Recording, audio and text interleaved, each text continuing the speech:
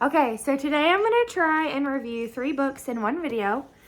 And I'm going to do Through Gates of Splendor, The Tribesmen, My Kinsman, and Under The Shadow of the Almighty, all written by Elizabeth Elliot. If you have watched my other book review, you'll know I'm trying to review every book I've read in a year to date. And a lot of them have had to do with the Through Gates of Splendor story. And so I'm going to start with this one. If you watch my other book review, this will also, you'll already have a little bit of background about what this is about. So this is a story of 5 couples, 5 men specifically, who in 1956, January of 1956, were speared by an unreached people group at the time. So it's the story of Ed McCully, Pete Fleming, Jim Elliot, Nate Saint, and Roger Udarian. This goes over their upbringings a little bit, how the Lord called them into missions, how they met and married their wives. A lot of them have children. And then how the 5 men kind of came to know each other and decide to work together in an effort to reach a group of people at the time who were called Alkas. Now they're known as Wyandotte. And so they really, all that people knew about the Wyandotte was that they killed anybody that they ran into, and their homicide rate was insane within the tribe. Like, they were going, like, at this point in 2024, they would probably no longer exist because of the rate of killing that happened just even inside the tribe. So this is, like I said, the story of the 5 men, and then them having a burden for this people group, and then making a plan and to reach them, to make contact with them. And initially they did that from far away by making bucket drops with gifts. Nate Saint, who my last book that I reviewed was about, I did not word that right at all. So Nate Saint basically came up with this idea and practiced it for quite a long time, where he would fly his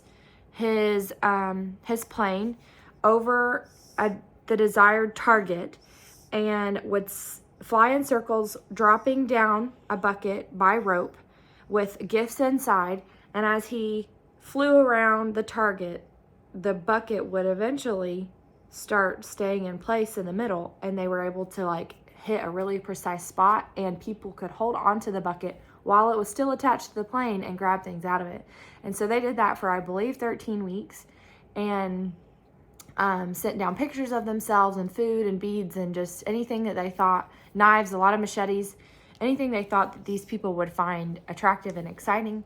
And a lot of times they would start sending gifts back. And then there was a situation with the government that kind of forced them, or at least made them feel a lot of pressure, and made them think the Lord was going to have and make in-person contact a lot sooner than they might have initially planned. And so they planned it really quickly. It was shortly after Christmas, and they did make positive, happy contact with this people group, friendly interactions and everything. Spent a whole day with, I believe it was 2 women and a man. It might have been 2 men. Had no idea anything was wrong. They had set up camp in their territory and everything. Contacted their wives, let them know, like, hey, we've made contact with these people. And then because of a weird freak situation within the tribe of people they were trying to reach, they ended up killing these 5 missionaries. And so, of course, the book takes you to that point, tells you what happened, talks about the search to find their bodies, and then how their wives responded and how they've lived since. And it does cover that. It is a very moving book. And I'll just read, if I can find it quickly, the one quote that I feel like, there's just so many wonderful things to repeat from this book. But one thing that I really feel like gives you a peek into their minds, and Nate Saint wrote it. This was maybe a couple, 2-3 weeks before they were speared. Nate Saint said, "As we have a high old time this Christmas, may we who know Christ hear the cry of the damned as they hurtle headlong into the Christless night without ever a chance. May we be moved with compassion as our Lord was. May we shed tears of repentance for these we have failed to bring out of the darkness. Beyond the smiling scenes of Bethlehem, may we see the crushing agony of Golgotha. May God give us a new vision of his will concerning the lost and our responsibility. Yeah, I feel like that's pretty convicting, and as we live our daily lives and comfort a lot of us, unaware of other people's pain, and they're with taking no thought for where they're going to spend eternity. This is a wonderful missions-minded book about not 5 perfect men, but 5 men who follow the call of God, and their wives did also, and the impact that that has had on millions. So, a really great read. I would start with that if you were going to try to like delve into this story, because there's a lot to learn. And then all of the women, at least for a time, stayed in Ecuador, continuing to minister to the people that they were ministering to before their husbands were speared. But the one who did the most writing and telling of the story was Elizabeth Elliot. She's a famous author. She writes on a lot of womanhood and just Christian walk type books, and everything I've read has been good. I don't personally take the view of a Calvinist, which she does, Calvinist Presbyterian. She was very staunch in her belief, her doctrine in that way, but she still had a lot of really great principles and things to teach and say, so I still enjoy reading her. This is the follow-up story, the immediate follow-up story. There's more that's been written since then, but so you've got Through Gates of Splendor, and then you've got the Savage My Kinsman, which is 145-ish pages. It also has a lot of really neat pictures that she took. So,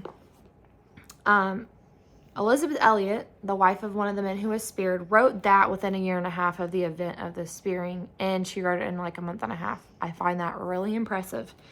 And then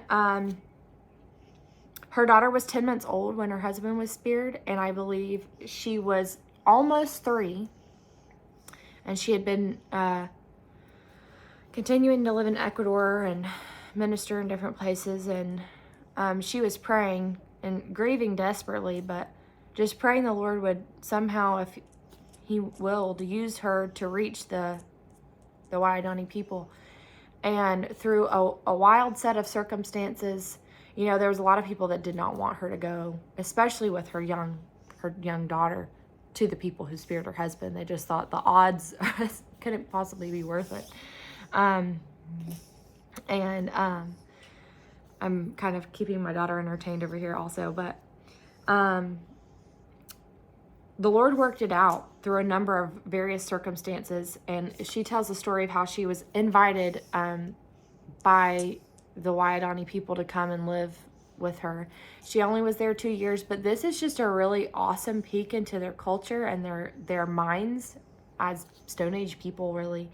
And her work with Rachel Saint, who was Nate Saint's sister, and having read recently, I just finished it on Friday or Saturday, Becoming Elizabeth Elliot, I feel like I have a little bit more of insight on why she ended up having to leave them, come back to the States. I think the Lord had his hand in that, even though it was kind of a tough situation. This is a great read for somebody who already loves Through Gates of Splendor. It is not convicting and moving in the way that Through Gates of Splendor or some of the other books I have read are, but it is really offers some perspective, and a peek into their culture, a peek of what mundane missionary life looks like, and how it might not always be just like so thrilling and soul saved. And, you know, a lot of the linguistics work is just tiring and tedious.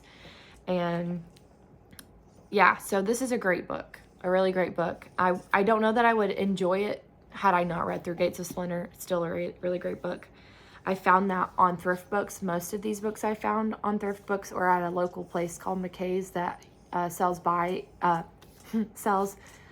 and buys used books. So you could take your used books, and anyway, doesn't matter. That's also where I found this one. Shout out to the Mighty. There's a lot of quotable things about this book. It's a great book. I've done a lot of reading on Jim Elliot. I've read another book I'll review devotedly that his daughter put together of him and Elizabeth's letters back and forth. It's called Devotedly. And what I want to take away from this is he was a very interesting man. He wanted to serve the Lord with his life. I think a lot of people paint him to be, without doing much research, just such a hero. And in ways he was, but he was very human and not somebody that I would want to model myself after in a lot of ways. I really enjoy learning theology and doctrine and things like that and why I believe what I believe. And he was undecided on a lot of that. I don't think we would have agreed on even maybe some more important things, but he does say some quotable things. He did have just a lot of courage. He was a brave person. He had a lot of drive. And people of that generation just have a determination and grit that people today will never, just do not know. I'm not saying they don't exist today, but it's just they're of a different caliber. And reading people like that makes me want to do better and be more. So I love reading that. I'm sorry, I'm in and out of frame a lot. I'm just trying to keep my baby entertained. But I do believe there are lots of really neat pictures in here. Also, snapshots of letters that he wrote to his parents, a lot of his journals. It is definitely worth a read. I think it could be confusing for a young person who maybe doesn't know exactly where they stand in certain areas with their doctrine. But other than that, it's a great read. He was definitely a person to look up to in certain areas. We'll say that. I wouldn't model all of my life after him, but I don't know that we would ever say that about anybody but Jesus. So anyway, definitely worth a read. I don't know if I can find a quote quick enough. He also really loved poetry, and him and Elizabeth both enjoyed waxing poetic, like, you know, finding very beautiful poetic ways to put things. And I'm a plain speaker, so I can't always relate to that, but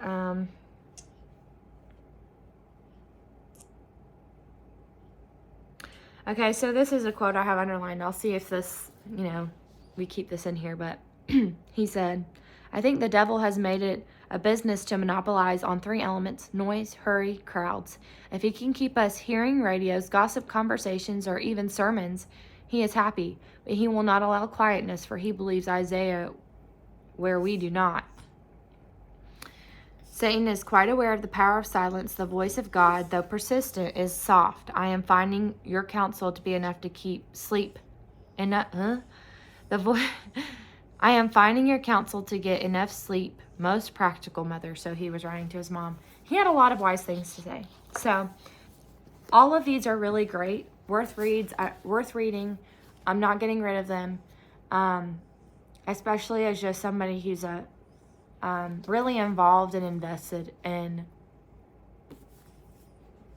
I don't want to say the story because it's real life and it's still going on today. The Wyandotte are still a people who have needs, and you know, Valerie Elliot, their daughter, is still a speaker, and you know, the story is still being written. But anyway, it's really great. Y'all would be encouraged by this, especially if nothing else I would read through Gates of Splendor, but all of them were encouraging and exciting reads. So there we go.